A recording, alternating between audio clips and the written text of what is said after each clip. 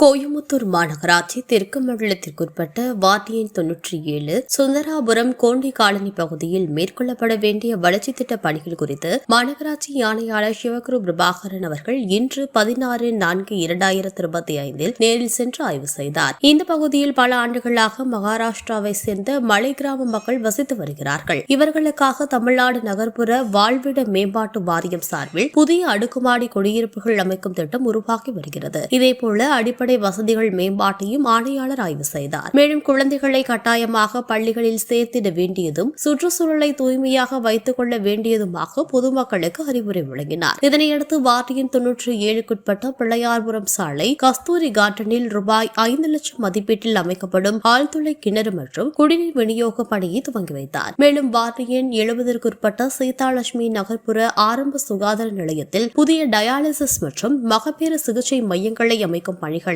நேரில் ஆய்வு செய்த ஆணையாளர் பணிகளை விரைவாக முடிக்க உத்தரவிட்டார். இந்த ஆய்வின் போது துணை மேயர் வெற்றிச்செல்வன், உதவி ஆணையர் குமரன், மாநகர கல்வி அலுவலர் தாம்சன், செயற்பொறியாளர் இளங்கோவன், உதவி செயற்பொறியாளர் கனகராஜ், ரமேஷ், ஆளுங்கட்சி தலைவர் கார்த்திகேயன், மாமன்ற உறுப்பினர்கள் அஸ்லாம் பாஷா, செந்தில்குமார், மண்டல சுகாதார அலுவலர் ஆண்டியப்பன், உதவி பொறியாளர் சபரிராஜா உள்ளிட்ட பலர் உடனிருந்தனர்.